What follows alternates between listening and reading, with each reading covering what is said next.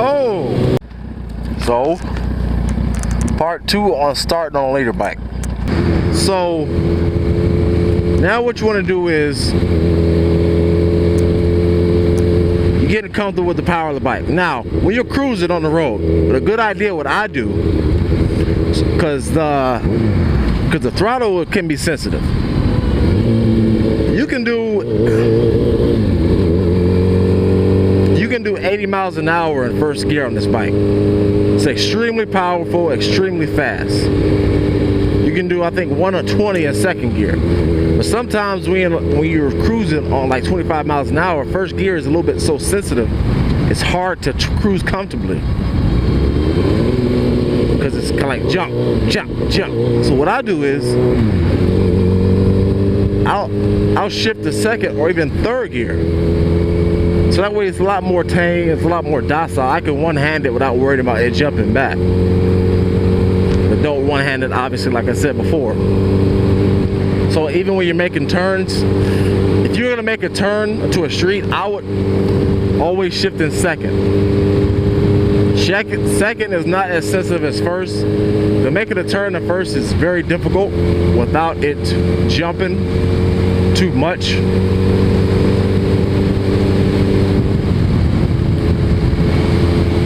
So that's definitely a tip you should consider. Also, like I said before, this bike is very, very, very powerful. You can stretch your gears very, very long. Like my buddy who started on the Hayabusa, he felt like he had to shift at 35 miles an hour. When I say this thing will do 80 miles an hour in first gear, I mean it. Like when I'm in first gear,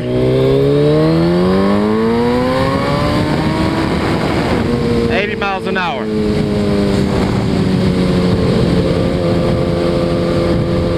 Just like that. What's up? So, but for you, for right now, long, straight, empty roads is your friend. And don't get on the freeway. If you're starting on a Hayabusa or a leader bike, I would wait, man, I would wait about 2,000 to 3,000 miles to the freeway.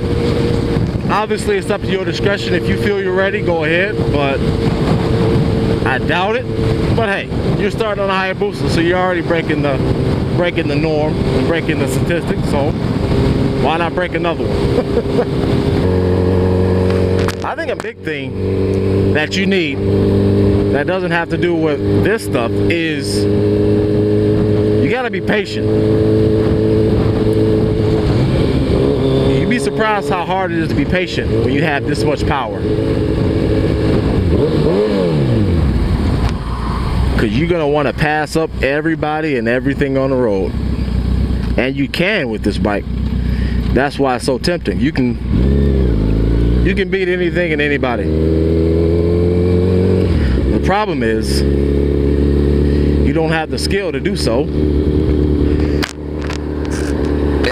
You can't always take that carrot. You know, that dangling carrot. You got a lot of power and it's begging to be used. This bike begs to be at 150 miles an hour. You know what I mean?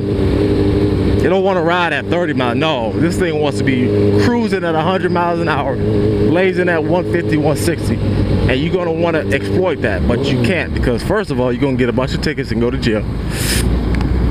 And second of all, that's how cats get in accidents. Be down in a residential area like this and you just all of a sudden want to do 100 miles an hour. What do you think is going to happen when somebody pulls out? If you're going to do it, which you will, I assure you will do something stupid on this. If you're going to do something stupid, go to the freeway, go to a secluded area. Remember what I said before? If you're going to do something wrong, do it right. Alright, you're doing something wrong by speeding? Well, do it right and go somewhere where nobody is at. Where you're not going to hit anything and you're not going to get busted by cops. Don't be an idiot. So you need to have patience and self-control. Patience, because sometimes, okay, you see somebody in front of you going slow. yeah, if I hit it, I can go past them, but a lot of times it's not the appropriate time to do something like that. And you're gonna want to do it every time because you can, but you gotta resist that temptation, because that's when bad stuff happens. When you constantly get anxious and rambunctious. Hold on, fellas. Constantly getting anxious and rambunctious. That's when you slip up, man. That's when something bad happens. You all seen it. The motorcycle accidents.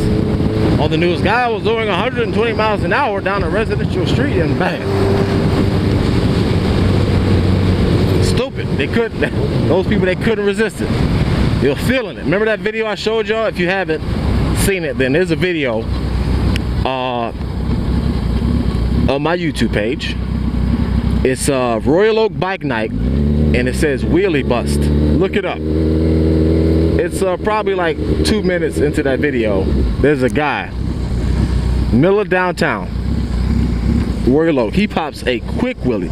I mean, it's like a little mini wheelie. What up, man? Just yearning. I mean, he barely, I think he pops it up for a second, literally a second.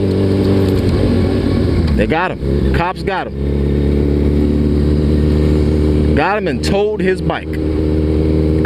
He had to walk home. I was right there. I had the video of them towing his bike, but I deleted it by accident. So, you know how it is. He was just feeling it. Grab him. It was a nice night. A lot of women around. Got your fellas around. Everybody's down there with their bikes. You're feeling good. All right, what the heck? Hey, damn. Woo! Bam. You know, you can't take that carrot every time, man. Can't take that carrot. It's dangling. You know you want to do it. You know, it's hard. Right? Everyone says it. It's hard not to speed on a motorcycle. A lot of people who don't ride motorcycles just don't understand why we want to ride fast all the time. It's because it's so easy and it feels good. Why do you think people look at sports cars with envy? Because it's beautiful and it's fast. Everyone wants to go fast. It's a rush. Don't nobody go to Cedar Point to go slow. You want to go to Cedar Point because you want to feel that adrenaline rush. You're whooshing through the air at 60 miles an hour, hitting the turn, going upside down. We like adrenaline, man. It's one of the best drugs. And you're going to like it too. And this thing will give you all kinds of adrenaline. There's nothing like it. Riding this, screw that stinking roller coaster. This sucker will send you into next weekend. You have never felt this. You've never felt the type of acceleration that a leader bike will give you, unless you've been in a 9-second car on a drag strip, which most of us, I'm assuming, haven't.